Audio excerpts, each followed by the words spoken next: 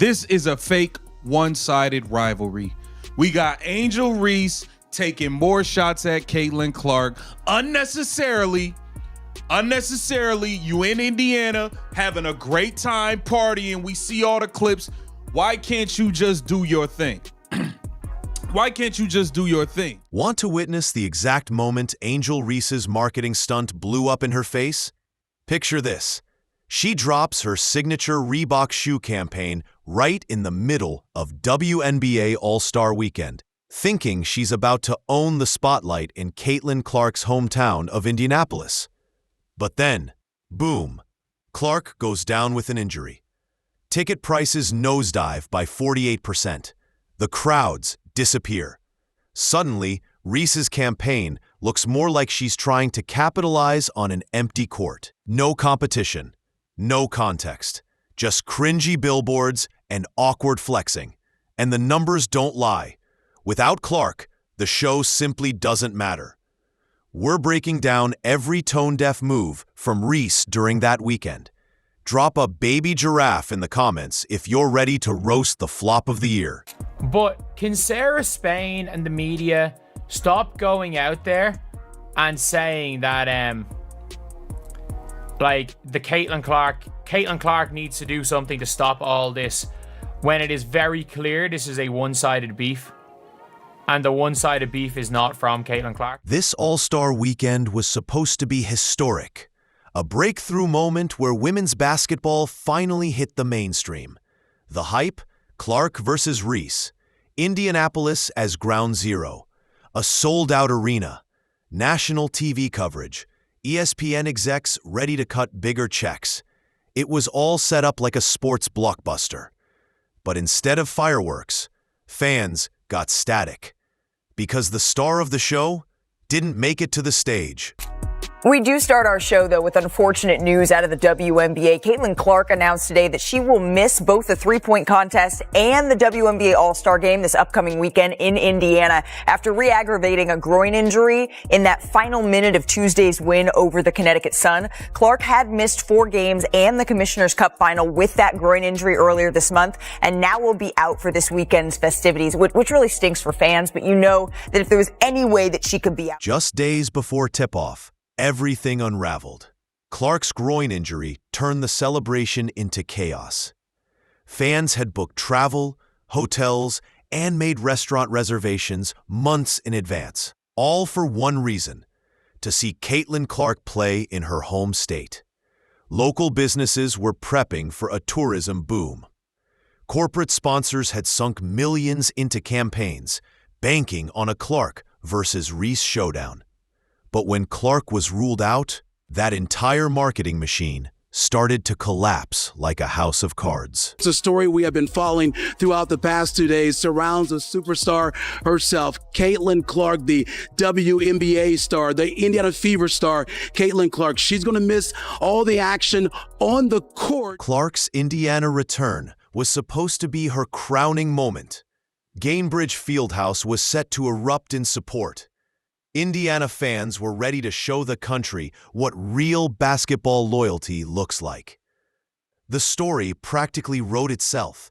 The hometown hero stealing the spotlight at the WNBA's biggest event. But the minute news of her injury hit social media, you could feel the energy drain from the weekend. The narrative was gone, and without it, the weekend lost its soul. Caitlin Clark gets hurt. And guess what? Your demand vanishes because people ain't going to pay up to see these athletes that are ungrateful that their sport's growing. People aren't paying up for that. And we are here, right here. The tickets for this game, for this All-Star game, they've dropped by 50%. This wasn't just any player missing a game. This was Caitlin Clark, the singular force dragging women's basketball into the national conversation. She's the reason why millions of casual fans even know the WNBA exists. Her absence didn't just disappoint fans. It revealed just how much the league relies on one player to carry its momentum. A painful reminder: without Clark, there is no show. But when it comes to the vendors in the arena, the shops in the arena, they're not going to have the same amount of people patronize their business as they would if Caitlin Clark was there. The surrounding restaurants, the surrounding areas, the surrounding attractions, they're not going to have the same number of people patronize their business as they would if Caitlin Clark was healthy. While Clark was sidelined and fans were deflated, someone else saw an opportunity to steal the spotlight. Angel Reese took that gap and turned it into a stage for herself. But instead of lifting the league, she hijacked the moment and made the weekend all about her. Reebok, Angel Reese are taking shots at Caitlin Clark, using her as promo. Angel Reese, let's be clear here. Let's just be all the way clear here. Angel Reese is a solid basketball player. Angel Reese 100% has benefited from attaching herself to Caitlin Clark at every single turn. Her podcast, the first 3 episodes, all the clips promoting was bringing up Caitlin Clark. It was bringing up Caitlin Clark and all of the promo. People wanted to know what she was going to say. She used Caitlin Clark as promo. Imagine launching your biggest marketing campaign in your rival's hometown while she's too injured to compete. That's exactly what Angel Reese did. She came into Indianapolis with her I'm in Your City campaign, promoting her Reebok shoe like she was conquering enemy territory. But with Clark sidelined, it looked more like a solo performance than a rivalry. The stunt fell flat. Angel Reese, I'm in your city. Walk in your trap, take over your trap. Post it on Instagram. There's about 15 fans there and Reebok put up a board. You would expect Reebok to put up a board. Let's never forget that when let's never forget the gigantic Caitlin Clark Nike billboard in Chicago. Let's never forget that. So if Reebok didn't put up a board for Angel Reese. Reese's Instagram said it all. Walk in your trap, take over your trap. But when you zoom out, the hype looked hollow. A few dozen fans, a single billboard, and a message that felt forced. Compare that to the giant Nike billboard Clark had in Chicago? Yeah, there's a reason Reese's attempt didn't stick. There's a difference between a real takeover and a rented sign. Is you continue to take shots at her, and then when them shots get fired back, nobody likes it. We don't have no videos of Caitlin Clark really taking shots at Angel Reese. Look at what Angel Reese and Reebok are doing for views. Walk in your trap, take over your trap. This is promo they're doing in Indianapolis, where Caitlin Clark plays. That is a clear shot. It's a clear shot. Like I said, this is a fake rivalry. I think you've won one game versus Caitlin Clark. You've never won in Indiana at all. It's just like you continue to attach yourself to her at every turn and use her as promo. The worst part, the campaign looked calculated. Reese's team knew this was Clark's city. They built their launch around that fact. It wasn't just about selling sneakers. It was about sending a message. But that message hit different when the person you're trying to overshadow can't even play. It went from bold to petty in the blink of an eye. Caitlin Clark has never said a negative word about Angel Reese. Caitlin Clark has never said a negative word, or like, to be honest, when it comes to Caitlin Clark, like, she did show it by her actions. Showed it by her actions. She didn't need to say, I'm taking over Chicago. She did, however, go and put up 31 and 12, set a career high with 12 assists, be the only player in the history of the WNBA ever to have 31 and 12 in a game. She did, in fact, do that and then try to hype up the Chicago crowd. So it's like, fair enough, you want to say, oh, Caitlin Clark did this, then show it with your actions. Go and win MVP. Go and win MVP. Don't just be like, this is my city. Don't just come in and be like, this is my city. You've never won a game.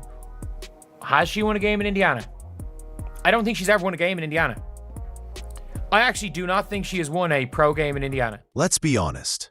This wasn't competition. This was shadowboxing. Reese used take over your trap like she was winning a battle, but her opponent wasn't even in the building. Fans caught on quick. The backlash was swift. Some admired the hustle, but most saw it as opportunistic and poorly timed. The Instagram clout wasn't worth the side-eye it got from the public. Now with Reebok she's using, this is nonstop. She has attached herself to Caitlin Clark at every single turn, and she has benefited. Let's be clear here. Yes, she does receive backlash. She does receive negativity, but she has benefited greatly. She has made millions of dollars off of attaching herself to Caitlin Clark and using her to make her brand bigger. Even after Clark's absence was confirmed, Reese refused to shift ears. Other All-Stars toned down their rivalry energy. Reese leaned in harder. She kept the campaign full steam ahead, ignoring the context. While the rest of the league celebrated women's basketball as a whole, Reese stayed locked into a rivalry that wasn't even happening. It felt desperate. This is absolutely a one-sided rivalry.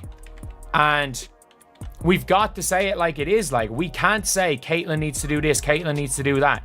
Let's be real. The only reason this is still a rivalry is because the other side of the rivalry won't stop it. And by the way, it is extremely beneficial for Angel Reese to be in this rivalry. What could have been a savvy branding moment turned into a bad look. Without Clark there, Reese's campaign felt like a flex without muscle.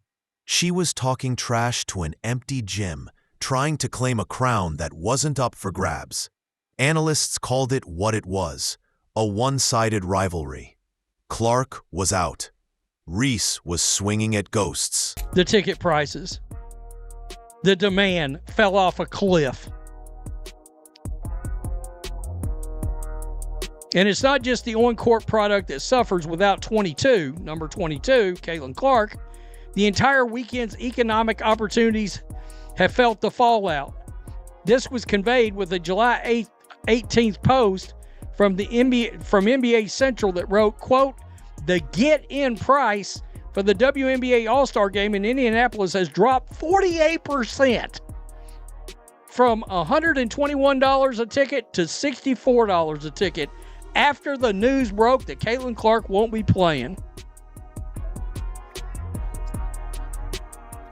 I mean, the tickets lost 50% of its value.